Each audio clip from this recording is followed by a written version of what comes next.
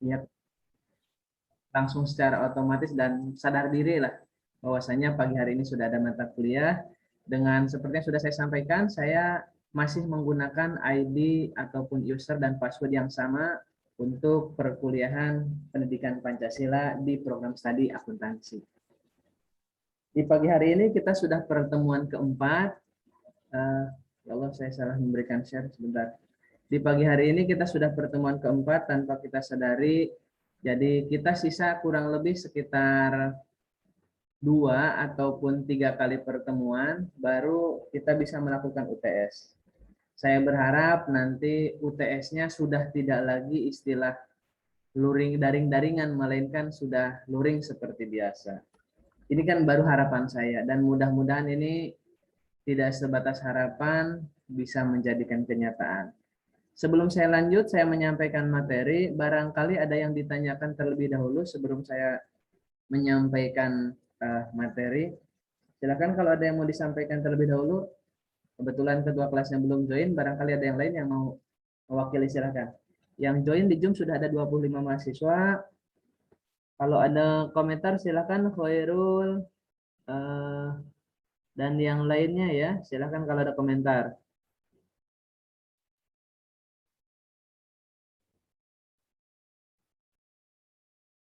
Silakan. Mungkin untuk saat ini belum, Pak. Ada. Yang lain ini kemungkinan memang tidak bisa menyalakan mikrofon sama maaf, tidak bisa menyalakan kamera sama sekali atau bagaimana nih? Oh.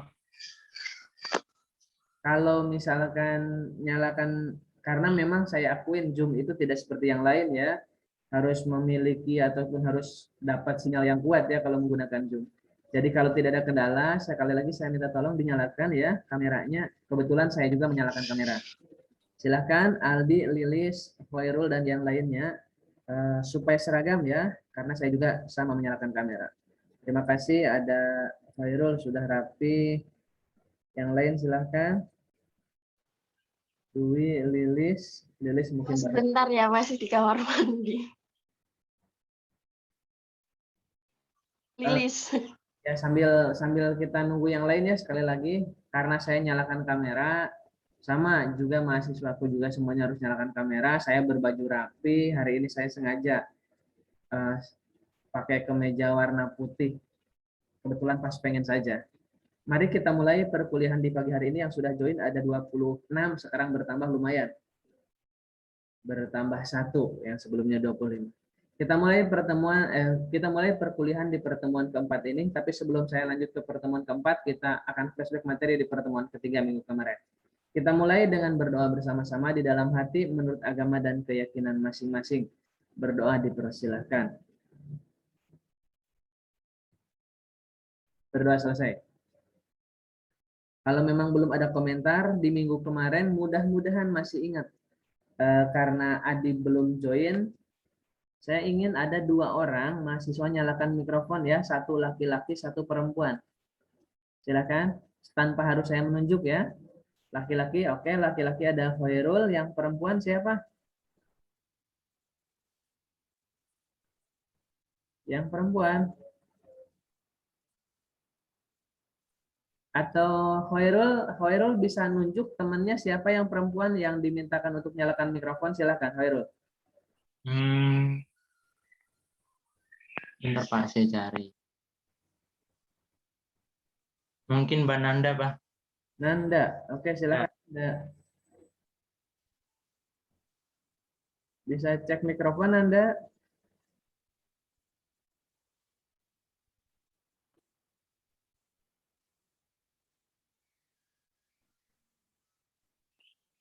Oh, jaringannya kurang bagus katanya. Khairul kalau Nanda. Ini Adib sudah ada nih. Adib. Iya, udah ada, Pak.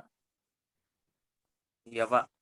Oke, Adib sama Khairul yang nyalakan mikrofon. Kalau Adib sinyalnya lemah, nanti pas mau ngobrol dimatikan dulu aja kameranya, tapi kalau sekarang tetap nyalakan dulu kameranya. Kita lanjut dulu, Adib, Khairul, dan yang lainnya yang sudah join ada 26 mahasiswa, kurang 2 lagi mahasiswa. Saya berharap yang 2 lagi bisa masuk, bisa join seperti yang lainnya. Di pertemuan keempat ini saya akan ngajak flashback sedikit terkait sub ataupun pokok bahasan di pertemuan sebelumnya, yaitu di pertemuan ketiga kita berbicara terkait landasan filosofis. Saya berharap semua mahasiswa sudah sempat membaca materi yang sudah saya sharekan di e-learning di pertemuan ketiga, dan saya juga berharap materi pertemuan keempat ini juga sedemikian sudah dibaca oleh mahasiswa. Bagi yang belum membaca, akan saya ngajak nge-review sedikit. Bagi yang sudah membaca, tentunya nanti bakal ada pertanyaan ataupun komentar. Kita lanjut sepintas di berbicara terkait filosofis. Adib atau Khairul, ada yang mau ditanyakan terkait landasan filosofis pendidikan Pancasila? Tidak, Pak. Tidak, Pak. Oke, kalau tidak kita lanjut dulu. Ketika kita berbicara landasan filosofis, maka semua hal, semua kajian yang ada ataupun yang termuat dalam yang namanya Pancasila secara tidak langsung itu memiliki unsur ataupun gagasan secara filsafat. Seperti yang sudah saya sampaikan di awal, burung Garuda sudah ada demikian. Sayapnya, bulu sayapnya ada 17, itu kan melambangkan ataupun memiliki makna ataupun memiliki filosofis dari tanggal merdeka dan seterusnya.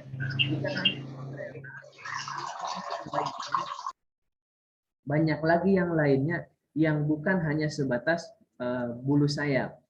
Di sini disampaikan sebagai dasar filsafat negara dan pandangan filosofis bangsa Indonesia. Jadi jelas tujuan negara kita itu ya Pancasila, itu adalah tujuan negara kita. Sudah saya sampaikan, inti dari Pancasila itu ada dari sila kelima.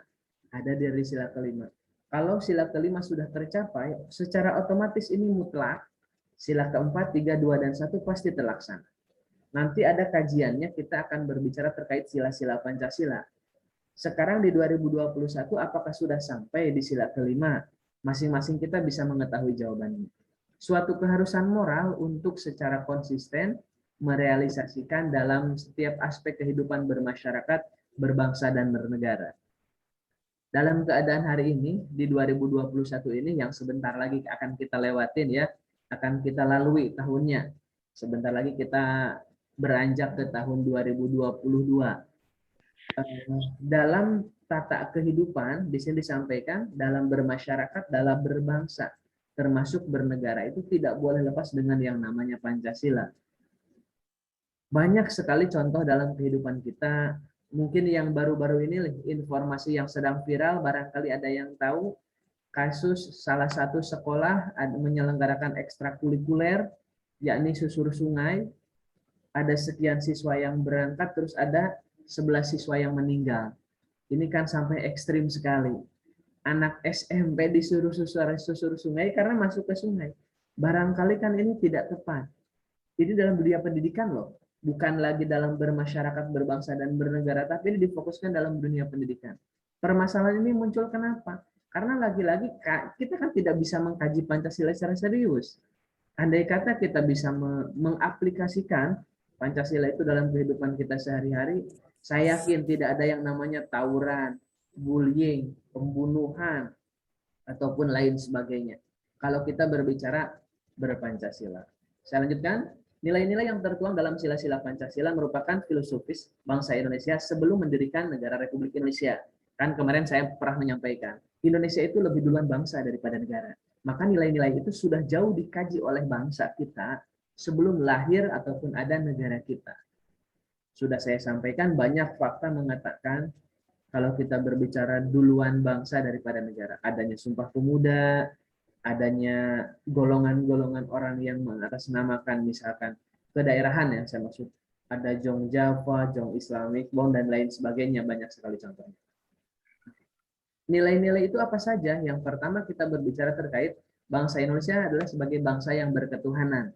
Berarti kan kita berbicara sila pertama. Sudah saya sampaikan juga, negara kita wajib seluruh warganya itu adalah beragama, meskipun sebatas kepercayaan. Dan kalau ada yang memiliki kepercayaan, itu harus menginduk ke salah satu agama. Dan ini yang harus kita cermati bersama sebagai warga negara yang berketuhanan, tentunya ya menjalankan agama dan kepercayaannya masing-masing ya. Yang Kristen dengan Kristennya, yang Hindu dengan Hindunya, yang Buddha dengan Budanya, yang Islam dengan Islamnya, begitu juga seterusnya. Yang kedua, berkemanusiaan yang adil dan beradab. Ini kalau kita berbicara manusia yang adil itu seperti apa, tentunya kita memerlukan sosok yang adil itu seperti apa. Apakah sama rata? Beradab itu seperti apa? Barangkali kalau kita mereview di sila pertama, mungkin sudah 100% barangkali orang Indonesia sudah beragama, meskipun kepercayaan. Tapi kalau kita berbicara sila kedua ini, manusiaan yang adil dan beradab. Kalau kita berbicara adil, selalu kan ada tolak ukurnya, itu adalah barangkali bisa sebagai hakim yang memberikan putusan. Ini adil atau tidaknya. Ketika kita menonton di televisi ya, sudah saya berikan contoh, orang yang kebetulan kelaparan ngambil pisang, ngambil singkong, atau bahkan ngambil coklat yang sudah jatuh, sudah busuk, itu dipenjara, bahkan kenakan denda. Tapi mereka, dalam tanda kutip oknum ya, yang korupsi bermiliar-miliar, yang sudah jelas melakukan bla bla bla dan sebagainya, kita tidak tahu hukumannya seperti apa.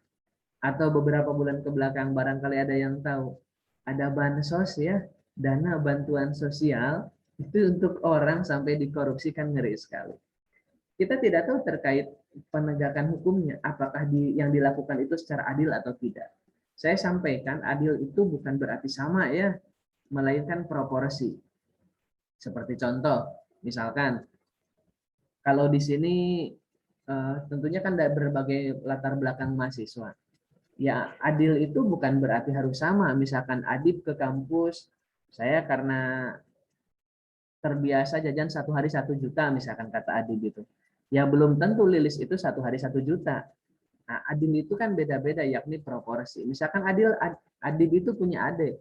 Adiknya SMA sama adiknya yang TK, tentunya kan uang jajan kan berbeda. Nah, itulah yang disebutkan adil itu adalah proporsi. Dalam segala hal tentunya ya.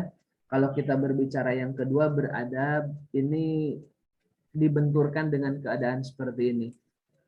Kenapa kok dibenturkan dengan keadaan seperti ini? Hari ini kita semuanya daring. Saya bisa memastikan di sini barangkali mahasiswa yang kebetulan pakaiannya rapi, tapi ternyata masih pakai kolor mungkin ada. Karena saya tidak mungkin harus kalian berdiri rapi terus muter, tidak mungkin. Atau bahkan di sini tentunya tidak, sepertinya di sini mayoritas tidak pakai sepatu ya, karena masih di dalam kamarnya masing-masing. Kenapa? Ada contoh yang ekstrim mahasiswaku yang saya banggakan. Ketika saya bertanya kepada salah satu mahasiswa, saya bertanya tiba-tiba tidak tahu kenapa, tiba-tiba putuslah sinyalnya itu. Inilah bagian kalau kita berbicara beradab. Saya tidak menyalahkan, barangkali betul sinyalnya hilang, tapi kalau sampai terjadi tiba-tiba diputuskan, kan ini yang ironis sekali. Maka dari itu kan selalu saya sampaikan, disiplin termasuk waktu, termasuk berpakaian dan lain sebagainya tidak terlepas juga dengan cara berkomunikasi. Jadi kalau kita berbicara beradab itu yaitu adalah tingkah laku ataupun tata krama atau bahkan bagaimana sikap kita ketika melihat orang lain. Saya di Zoom sekarang ada 29, di sini malah ada 29. Kok lebih satu siapa ya, Adib? Akuntansi itu kalau tidak salah berapa, Adib? Kemarin ada ini Pak, yang KIP Kebutuhan Masyarakat. Oh, berarti total berapa sekarang akuntansi?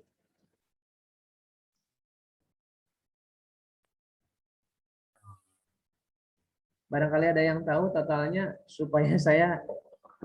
Assalamualaikum, Mbak. Oh, silahkan. Siapa nih?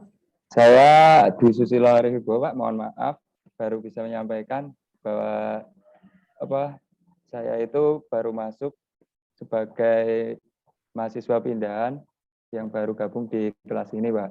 Oke, pindahan dari mana? Pindahan transmigrasi dari UMY, Pak. UMY. Prodi apa UMY? Sama akuntansi? Iya, Semester berapa dari UMY? semester akhir, Pak.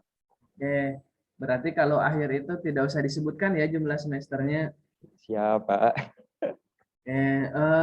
Ini panggilannya siapa? Dwi Susilo Arif Ibu. Bowo, Pak, biasanya. Bowo sebetulnya ada veteran juga di sini. Barangkali Yuli ada di sini. Yul ada sama-sama veteran nih Yul.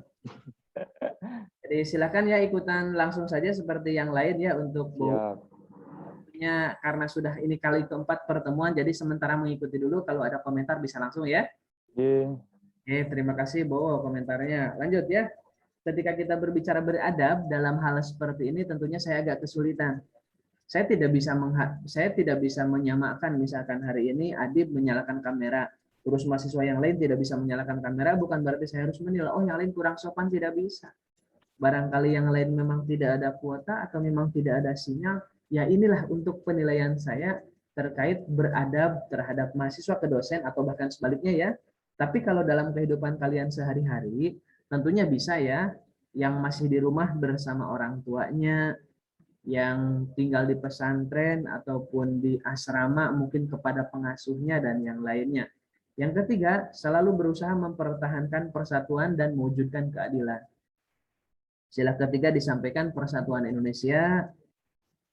Ini sebetulnya sudah diikat, sudah dipatenkan dengan sebuah semboyan yakni Bhinneka Tunggal Ika. Jadi kita boleh beda suku, beda bahasa, beda agama, dan yang lainnya berbeda, tapi ingat kita disatukan menjadi Indonesia. Keadaan ini semuanya termasuk yang keempat, Pancasila sebagai dasar filsafat negara menjadi sumber bagi segala tindakan. Terlewat ya. Yang keempat tentunya kita sudah terbiasa, negara kita itu adalah untuk musyawarah, untuk mufakat. Jadi kalau adanya voting itu aslinya bukan jati diri bangsa Indonesia. Barangkali seringlah mengikuti kalian ya, misalkan ada pemilihan ketua kelas, ya udah voting aja biar cepat. Itu sebetulnya bukan pribadi orang Indonesia, karena kita adalah musyawarah untuk mufakat. Yang kelima adalah keadilan sosial bagi seluruh rakyat Indonesia. Ini merupakan cita-cita tertinggi dari bangsa kita dan ini selalu diharapkan bisa tercapai. Kelima sila ini memang sebelumnya sudah ada secara filsafat itu dalam kehidupan bangsa ataupun orang-orang di negara kita sebelum Indonesia ini berdiri. Yang selanjutnya Pancasila sebagai dasar filsafat negara menjadi sumber bagi segala tindakan para penyelenggara negara, menjadi jiwa dari perundang-undangan. Sudah saya sampaikan, posisi paling atas adalah Pancasila, setelah Pancasila baru Undang-Undang Dasar 1945, di bawahnya adalah peraturan-peraturan baik level nasional, daerah, ataupun provinsi, mungkin kota atau kabupaten, termasuk camat, kepala desa, atau bahkan ruang lingkup yang terkecil, misalkan kalau ada ya, undang-undang ke-RT-an misalkan. Ini semua tidak boleh terlepas dengan yang namanya Pancasila. Pancasila sebagai sumber nilai dalam pelaksanaan kenegaraan yang menjiwai pembangunan nasional dalam bidang politik, ekonomi, sosial budaya, pertahanan, keamanan, dan lain sebagainya. Tentu kalau kita kaji secara mendalam, apalagi secara filsafat, kajian Pancasila sangatlah luas. Biasanya filsafat ataupun pengkajian Pancasila itu, kalau yang sempat tahu misalkan terkenal sekali lah, kalau di DIY itu ada namanya Fakultas Filsafat, misalkan di Gajah Mada, itu mereka sangat mendalami sekali terkait filsafat, apalagi berbicara masalah Pancasila. Jadi ada seorang tokoh ternama, barangkali buku-bukunya pun masih bukan saya pakai ya, kalau saya bukan saya ya, tapi yang lain barangkali ada yang pakai, tapi kalau saya tentu saya pakai. Seorang profesor honoris causa tentunya ya dengan nama Prof. Noto Nagoro. Itu salah satu orang yang memang paham terkait filsafat. Itu sepintas terkait landasan filsafat, karena mudah-mudahan yang lain sudah bisa membaca, jadi tidak akan saya lanjutkan. Namun di pertemuan kemarin saya sudah menyampaikan beberapa pertanyaan dan barangkali ini bisa didiskusikan bersama sebentar. Ini materi di pertemuan ketiga. Di pertemuan ketiga kemarin sepertinya saya Adib sudah memberikan penugasan ya? Iya, Pak. Oke, kita diskusikan sebentar, saya perlihatkan slide-nya. Sebentar.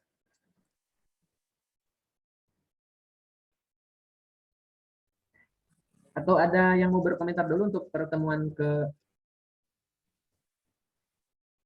pertemuan ketiga kemarin terkait filsafat, silahkan. Yang saya maksudkan adalah landasan filsafat pendidikan Pancasila. Kalau ada komentar silahkan. Ada komentar dulu Dip sebelum kita lanjut ke yuridis.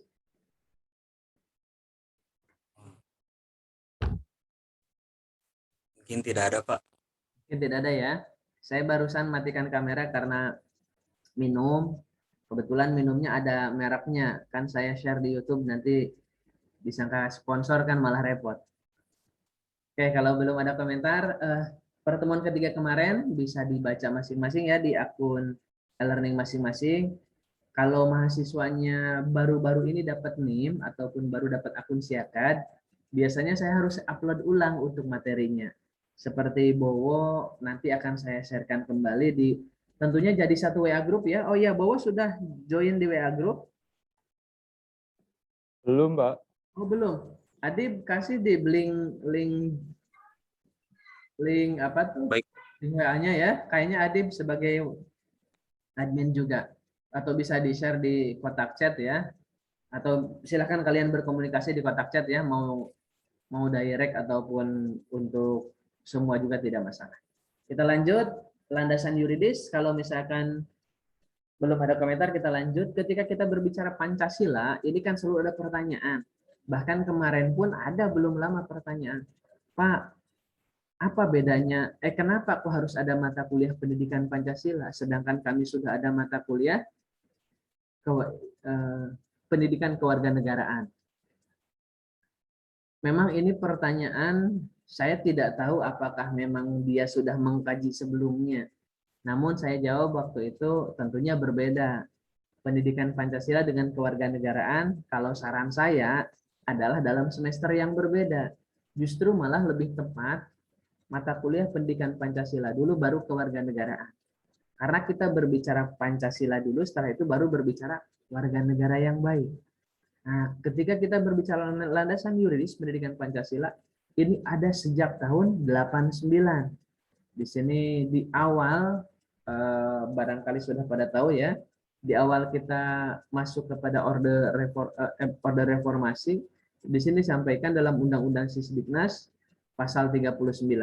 Isi kurikulum setiap jenis, jalur, dan jenjang pendidikan wajib membuat pendidikan Pancasila, pendidikan agama Islam, pendidikan kewarganegaraan. Bahkan di sini dibedakan antara pendidikan Pancasila dengan pendidikan kewarganegaraan. Mahasiswaku yang saya banggakan, baru-baru ini barangkali kalian mengikuti ya, ada wacana katanya bakal ditiadakan mata kuliah, entah yang ditiadakan itu pendidikan Pancasila, entah pendidikan kewarganegaraan. Nah, ini kan jadi polemik. Padahal dua mata kuliah ini berbeda, bukan sama.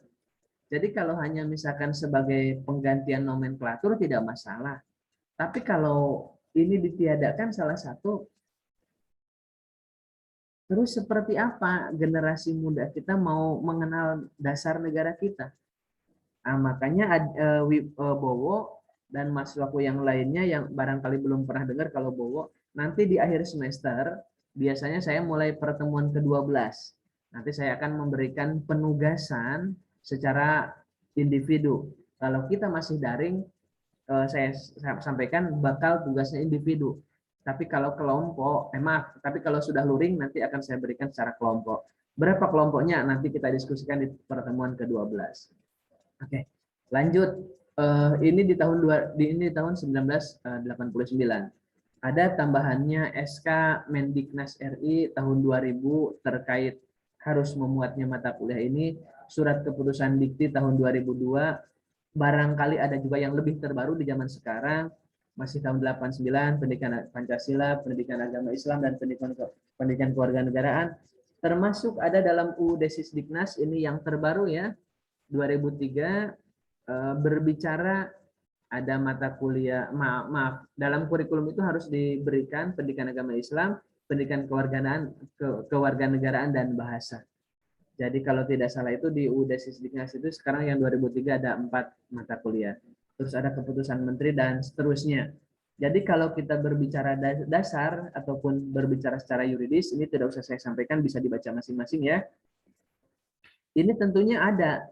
Jadi ada mata kuliah ini bukan berdasarkan diada-adakan, melainkan memang sudah ada aturannya. Ini diskusi kita, jadi Bowo kalau belum tahu tidak apa-apa, namun yang sudah tahu harapan kita bisa berdiskusi sedikit. Adib barangkali bisa menyampaikan pertanyaan pertama yang warna merah, kapan disahkannya Pancasila, Adib? 1 Juni, Pak. 1 Juni. Tugasnya sudah sempat diupload di e-learning? 18 Agustus, Pak. Adib, tugasnya sudah diupload di e-learning? Adib? Belum, Pak, sepertinya, Pak. Aduh, kok belum? Pantesan saya cek di e-learning. Nggak ada yang upload tugas. Yang sudah terima kasih ya, yang sudah upload terima kasih, bagi yang belum segera, karena kan sudah saya sampaikan minggu kemarin. Silahkan jawab, cuman jawabannya jangan misalkan kapan disahkannya Pancasila 1 Juni, udah cuman itu. Saya kan tidak hanya bertanya sesimpel itu, tapi berikanlah kajian, tapi berikanlah gambaran atau bahkan argumen. Kenapa kok saya mintakan upload di e-learning, supaya nanti kan saya bisa download, terus saya bisa baca, terus saya akan konfirmasi ke mahasiswa tersebut. Adi barusan mengatakan tanggal 17 Agustus, tadi saya sempat mendengar ada komentar yang berbeda dari siapa ya? Saya, Pak. Siapa saya itu? Oke. Hoirul. Hoirul, kapan Hoirul? 18 Agustus, Pak. Oke, silahkan diberikan argumen kenapa kok 18 Agustus?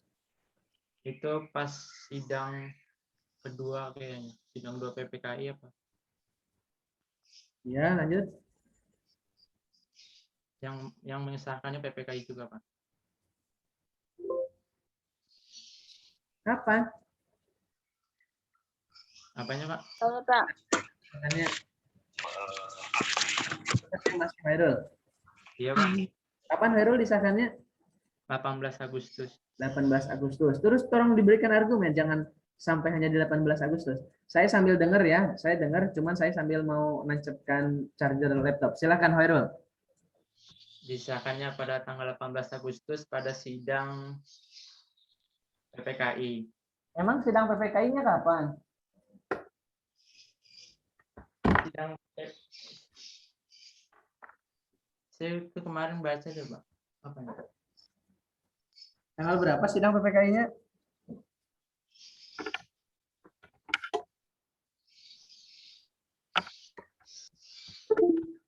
Tadi silakan perempuan Hoirul, kita lanjut dulu ya. Tadi perempuan ada yang mau berkomentar. Silakan, siapa tadi yang perempuan? Saya, Pak. Ya, Mbak Nuratika. Saya, Pak. Nuratika, siapa? Silakan Nuratika. Setelah melalui beberapa proses persidangan rumusan Pancasila tersebut, akhirnya berhasil dicantumkan dalam Mukadimah Undang-Undang Dasar 1945 dan disahkan sebagai dasar negara pada sidang PPKI tanggal 18 Agustus 1945, Pak. Oke. Terima kasih sudah dikuatkan oleh Nur Atika. Ya, Eric Pak. Johnson, silakan Eric Johnson. Ya, terima kasih Pak. Menurut saya tanggal 1 Juni 1945 Pak. Karena waktu itu Insinyur Soekarno menyampaikan pidatonya yang berisi rumusan 5 prinsip dasar negara yang merdeka, yaitu yang pertama kebangsaan Indonesia, yang kedua perikemanusiaan, yang ketiga mufakat atau demokrasi, yang keempat kesejahteraan sosial, yang kelima ketuhanan yang Maha Esa, dan kelima prinsip ini disebut dengan Pancasila. Pidato tersebut dikenal dengan lahirnya Pancasila. Ada tambahan lagi, Rick? Itu aja, Pak. Terima kasih Rick komentarnya. Ya, Pak. Sudah ada 2 argumen yang berbeda, 1/18, 1 Juni. Saya tidak harus menyampaikan ini loh yang benar, ini loh yang salah. Namun karena ini ranahnya dari diskusi, nanti kita samakan cara pandang kalau masih berbeda, dan tentunya kita sebagai warga negara yang baik tidak harus merasa saya paling benar, saya paling bisa, dan lainnya. Silakan, barangkali ada yang mau menguatkan komentar dari Erik. Erik tadi menyampaikan disahkannya Pancasila itu 1 Juni 1945. Silakan, ada yang mau menambahkan? Adib, Adib ini nyala mikrofonnya tadi tapi tidak komentarnya Adib. Iya Pak. Adib, pertanyaan yang sama silakan, yang warna merah. Kalau menurut saya tanggal 1 Juni Pak, Silakan, alasannya Adib.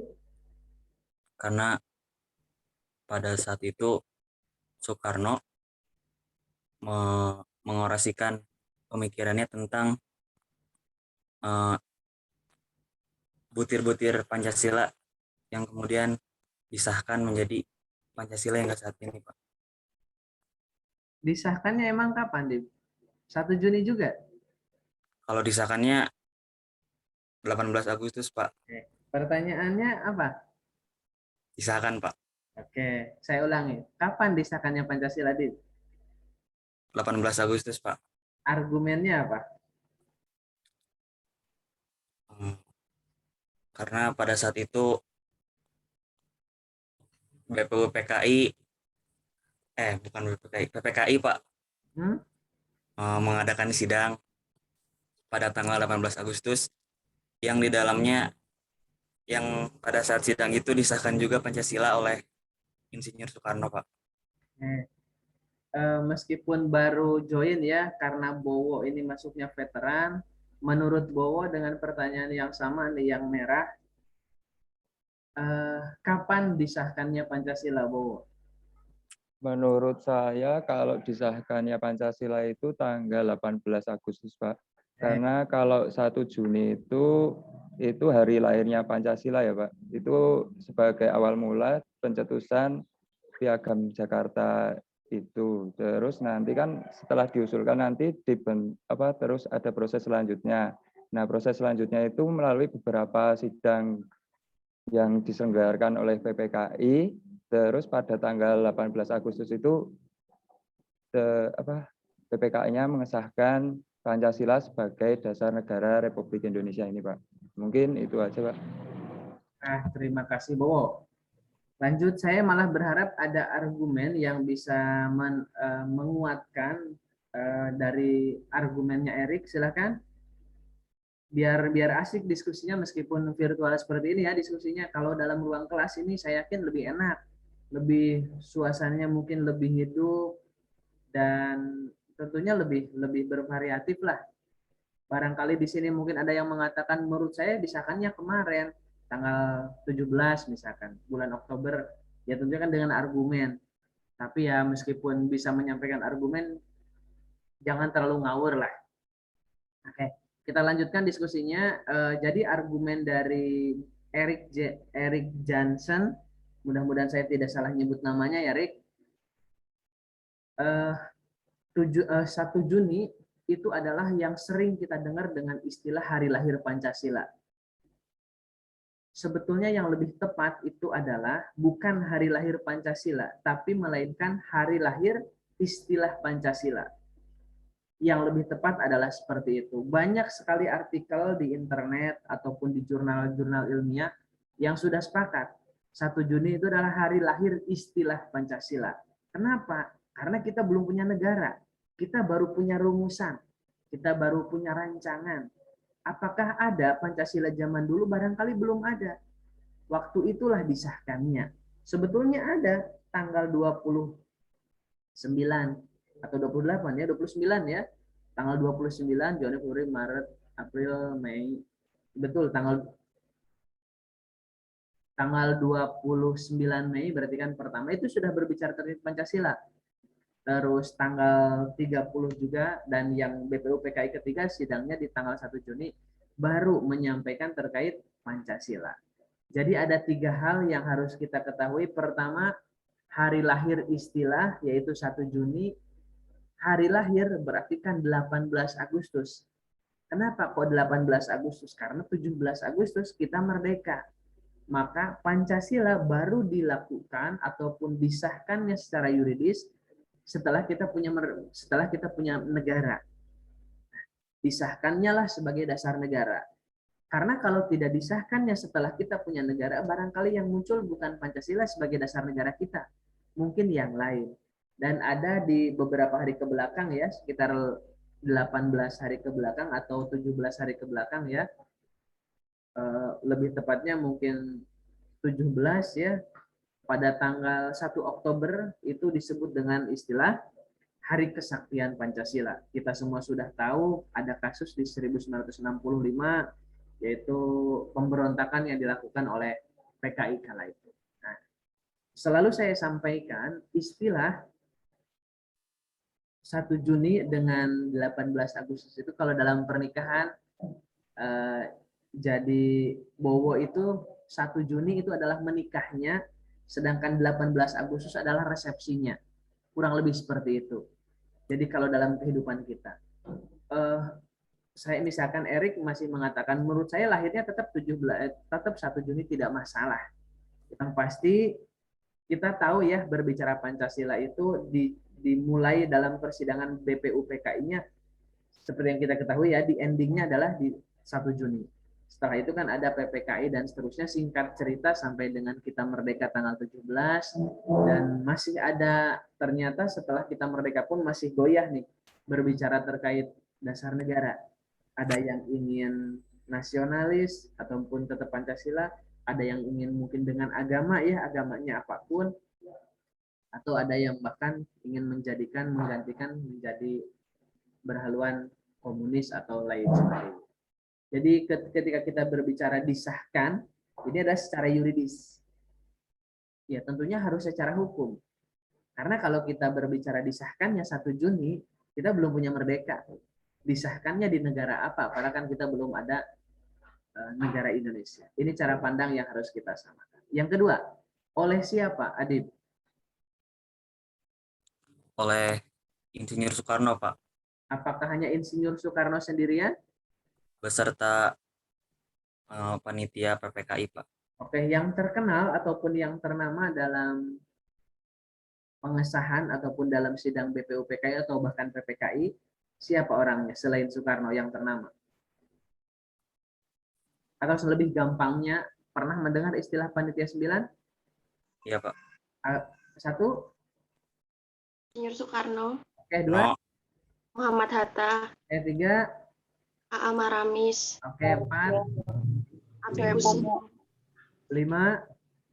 Suepomo, Agus Salim, Yai Haji Wahid Hashim, Terus? Cokro Suroyo, Abdul Kahar Muzakir, Terus? Abdullah Cokro Subarjo, Oke, terus? Suroso, Pak. Cokro Mr. Suroyo. Muhammad Yamin. Ada 2 suara nih. Lilis Amira 1 suara. Tadi ada suara Lilis, terus ada 1 lagi entah siapa. Tadi sama siapa, Lilis? Nanda bukan?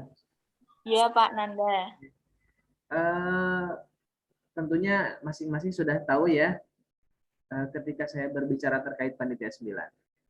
Misalkan tadi Adib mengatakan oleh Soekarno tidak masalah, yang penting bukan oleh orang-orang seperti kita ya, karena ini sudah zaman dulu ketika kita kemerdekaan. Bagaimana proses terbentuknya? Komentarnya dari Nanda kalau tidak ada kendala Nanda. Proses terbentuknya Pancasila atau yang apa Pak? Jadi pertanyaan yang saya berikan ini, kalau misalkan diresapi bersama, ini kan pertanyaan sistemik atau dalam bahasa sekolah itu disebut dengan istilah pertanyaan beruntun. Pertama, kapan disahkannya Pancasila? Berarti kan kita berbicara disahkannya oleh siapa? Berarti kan ke nomor 1. Oh iya. Ketika berbicara proses terbentuknya, berarti kan oleh siapa? Seperti apa prosesnya? Tentunya kan ini pertanyaan satu kesatuan. Bukan berarti misalkan ada pertanyaan oleh siapa, misalkan Lilis ada yang nembak oleh siapa, bukan ke sana yang saya maksudkan, tapi kan dalam konteks ini. Jadi kembali ke pertanyaan saya, bagaimana proses terbentuknya? Tentunya Pancasila. Silahkan Anda. Proses terbentuknya Pancasila itu yang pertama dari sidang-sidang BPUPKI, terus habis itu BPUPKI bubar, terus adanya itu tadi Panitia 9, terus habis itu PPKI, terus habis itu baru yang disahkannya itu, Pak. Mohon maaf tadi soalnya sinyal saya yang sebelumnya keluar masuk. Di mana Nanda emang kok sinyalnya kurang bagus? Ini di rumah, Pak. Terus tadi ke rumah kakak minta minjem HP-nya, terus ini tethering. Iya, maksudnya masih di Jogja kan? Iya, Pak, di Jogja. Tapi tempat saya di bawah Cinomati, tahu nggak, Pak? Oh iya tahu. Berarti masuknya Gunung Kidul nggak? Atau masuk Batul? Masuk Bantul, tapi daerah perbatasan antara yang bawah Bantul sama Delingo. Oke, padahal beberapa hari ke belakang saya lewat Cinomati loh. Cuman nggak tahu Nanda rumahnya yang mana. Beberapa tahu mau mampir. Iya, Pak, boleh, Pak, bisa Komentarnya Nanda. mampir. Terima kasih komentarnya ya Nanda. Berbicara Ya, Pak. terkait proses terbentuknya, pertanyaan ini sebetulnya saya lontarkan untuk berdiskusi.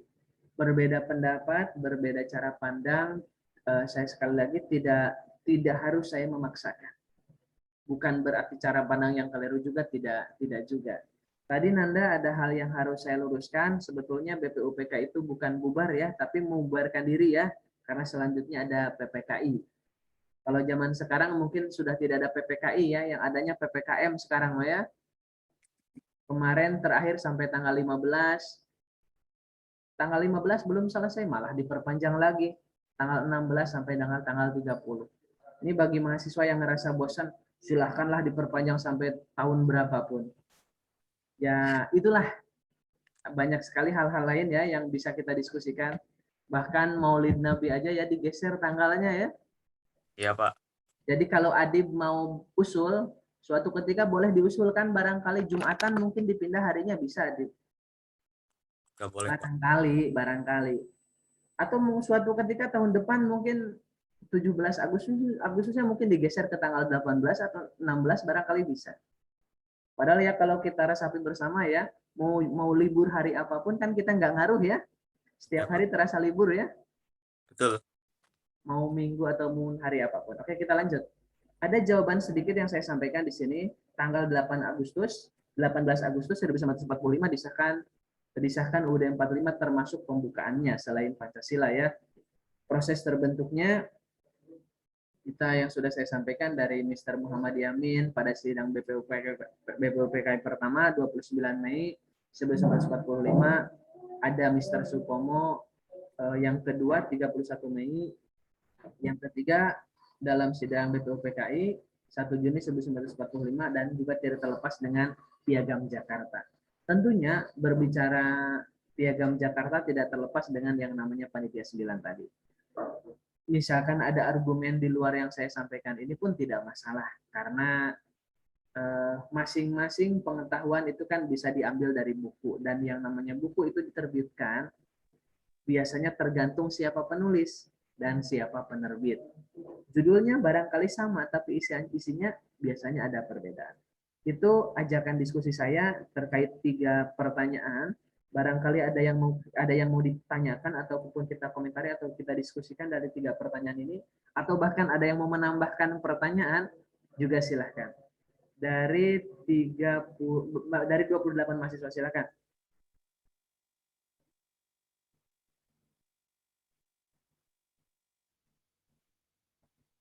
Silakan.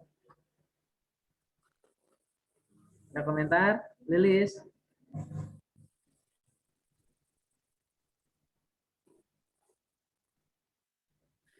Bisa ada komentar?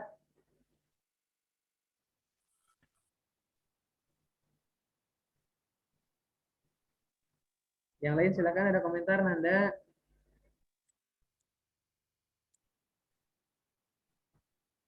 Untuk link WA grupnya, Bowo sudah di-sharekan oleh Adib di Zoom. Kotak chat. Lilis, Nanda ada komentar? Belum, Pak. Belum. Cynthia, Sardianti, dan yang lainnya silakan kalau ada komentar. Wiwik, ada komentar? Bisanya kesininya tidak dinyalakan kameranya.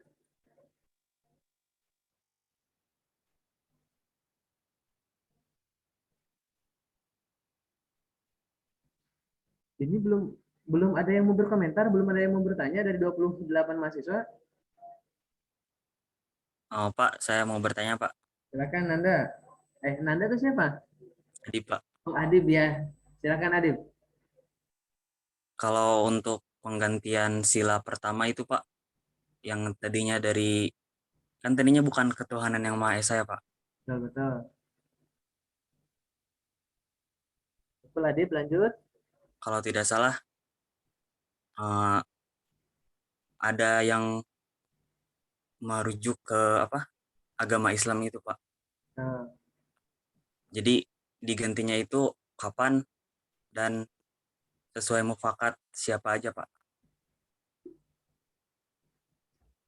terima kasih Adib pertanyaannya.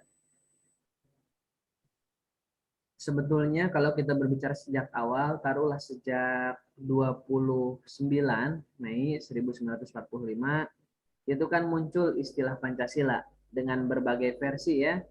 Dari mulai versi yang pertama yang disampaikan oleh Muhammad Yamin, terus Mr. Supomo, termasuk di tanggal 1 Juni oleh Soekarno. Di tanggal 18 bukan Pancasila yang sekarang, melainkan ada proses pergantian. Jadi sebelum misalkan dalam sila pertama menjalankan syariat Islam bagi pemeluk-pemeluknya, kalau tidak salah itu teksnya. Tentunya itu pun tidak langsung itu, melainkan kan ada proses lainnya, Lalu kapan disahkannya, disepakatinya terkait sila pertama yaitu yang ketuhanan Maha Esa. Kalau secara tanggal saya akuin saya memang tidak ingat kalau secara tanggal. Namun kalau prosesnya sedikit banyak tahu. Tentunya berbicara terkait diketok palunya sila pertama sebagai ketuhanan yang Maha Esa, ini tentunya melalui rapat, dan memang rapat waktu itu sudah sebagai jadi yang rapat dasar negara ini kita sudah ada orang-orang pengurus di negara kita. Dalam artian bukan lagi BPUPKI, bukan lagi PPKI, termasuk bukan lagi Panitia 9.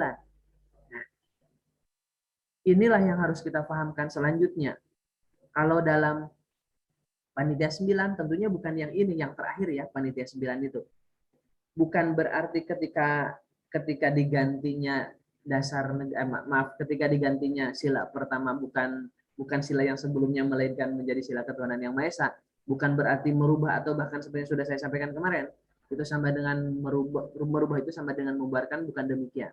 Nah, namun kan ini Pancasila itu sudah final, dan harapannya siapa saja orangnya ya tentu tidak terlepas dengan Soekarno, tidak terlepas dengan Menteri Luar Negeri kala itu tuh Agus Salim, dan tokoh-tokoh besar lainnya yang tentunya sudah bagian dari pengurus di kabinet pertama Soekarno. Jadi itu komentar saya Adib, detail orangnya karena saya tidak begitu pinter menghafalkan nama orang ya. Barangkali ada yang lain, ada yang mau menambahkan ataupun mau mengomentari dari pertanyaannya Adib. Kurang lebih pertanyaannya seperti apa proses perubahannya dan oleh siapa saja, terus kapan, kurang lebih seperti itu. Silakan kalau ada yang mau menambahkan karena kita diskusi ini. Barangkali Bowo mau menambahkan, Bowo atau Yuli, ada Yuli nggak? Yuli. Iya, Pak. Komentar Yul. Nggak ada, Pak. Jadi Bowo di sini ada veteran juga. Saya kurang tahu nih Yuli kenapa kok ngulang lagi mata kuliah Yul?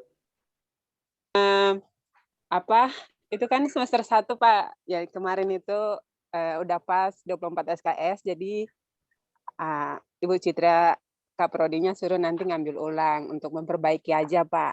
Oh, kemarin memang nilainya apa Yul? Aku pendidikannya C, Pak. Kalau semester ini dapat D gimana Yul? Nggak boleh, Pak. Oh, nggak boleh.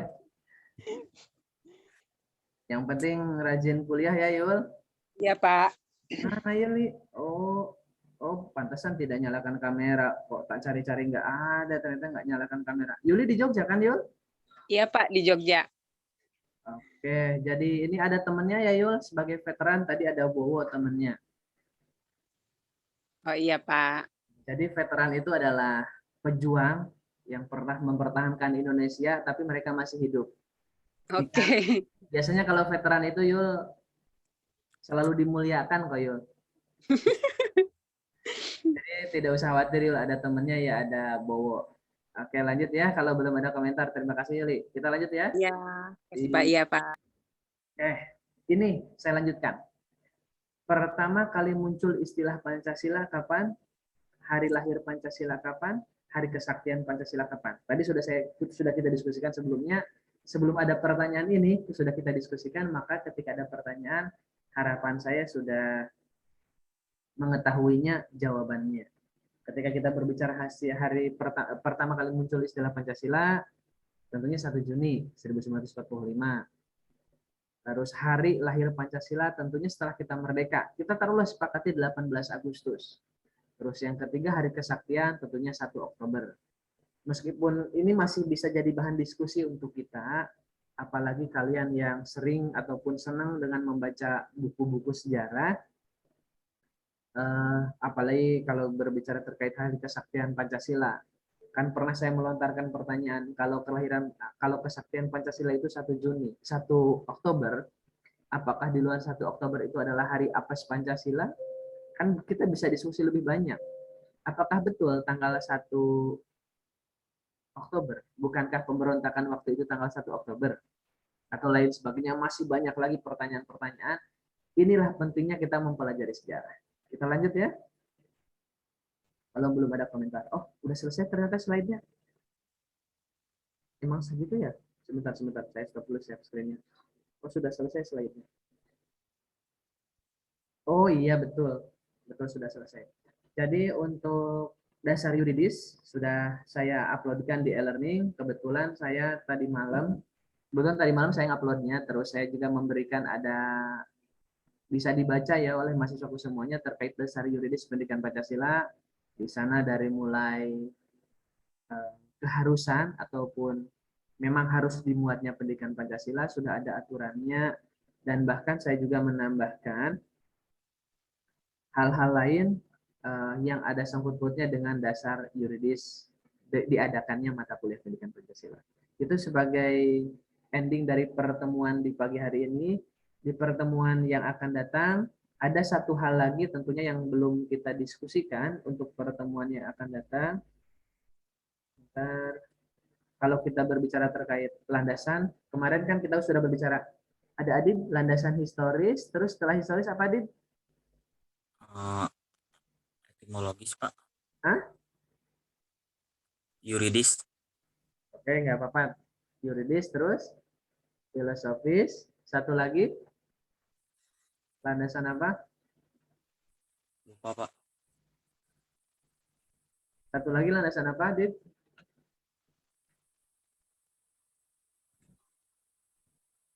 Nggak tahu ini Adib kok menghilang. Atau Lilis, satu lagi Lilis, landasan apa ya Lilis? Kemarin saya mencantumkan ada 4 landasan.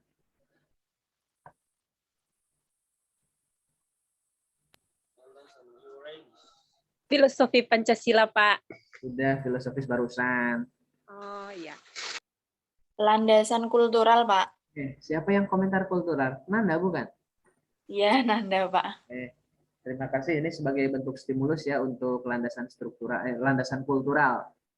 Sebetulnya kalau kita berbicara terkait landasan ini sangat banyak sekali, tapi yang saya angkat hanya 4. Terakhir kita akan berbicara terkait landasan kultural. Kita sudah pada tahu Indonesia sebagai negara kepulauan, negara yang memiliki banyak suku, bahasa, agama, dan lain sebagainya. Atau bahkan kita bisa mengatakan ratusan ribu sukunya itu. Yuli tentunya sudah tahu seperti apa di Papua sana, suku itu sebanyak apa di sana, bahasa itu sebanyak apa di sana, dan ini dijadikan sebagai landasan kultural berbicara terkait Pancasila. Setiap suku memiliki budaya yang berbeda, nilai-nilai yang terkandungnya pun berbeda. Akan tetapi kalau kita berbicara Pancasila, masing suku, masing bahasa yang berbeda-beda ya, secara otomatis sudah ada Pancasila itu dari zaman dulu pun. Nah, lalu secara kulturalnya sekarang tidak mungkin bertentangan dengan kebiasaan di tempat kita masing-masing. Kalau kita berbicara terkait Pancasila. Itu sebagai stimulus saja dalam landasan kultural. sebelum saya akhiri, saya berikan kesempatan kalau ada yang mau berkomentar di pertemuan yang akan datang, juga ada hal-hal lain yang tentunya akan kita bahas bersama. Silakan sebelum saya akhiri, ada yang mau berkomentar? Adib, ada komentar? Tidak, Pak. Bowo? Belum, Pak. Nanda, atau tadi itu siapa ya, Lilis, atau Yuli, dan yang lainnya silakan. Kalau ada komentar? Nggak ada, Pak. Tidak ada. Tidak, Pak. Kalau belum ada, saya lanjut sedikit. Di pertemuan yang akan datang, kita akan berbicara terkait, kalau barusan kan kita sudah berbicara masalah landasan. Selanjutnya kita akan berbicara terkait kultural, akan kita diskusikan sedikit secukupnya. Terus selanjutnya kita akan berbicara terkait pengertian Pancasila. Barangkali di sini sudah tahu Pancasila. Namun kalau saya tanyakan secara bahasa, mungkin ada yang masih belum tahu. Misalkan Panca itu apa, Sila itu apa, dari bahasa daerah mana, ketika Pancasila itu diperas menjadi 3 disebut dengan apa, ketika 3 hal ini diperas menjadi 1 itu menjadi apa istilahnya, kita akan diskusikan di pertemuan yang akan datang. Terus selanjutnya yang sudah saya sampaikan, ketika kita berbicara Pancasila ini, patokannya karena ini adalah DIY ya di Jogja, saya kan pernah menyampaikan ada istilah Mo'olimo. Saya pikir bahwa sudah tahu.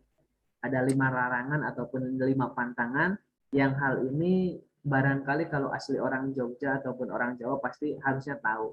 Atau bahkan ada Pancasila menurut Buddha. Jadi ada disebut dengan istilah 5 moral principles. Jadi ada 5 larangan ataupun 5 pantangan. Setelah itu kita akan mereview materi.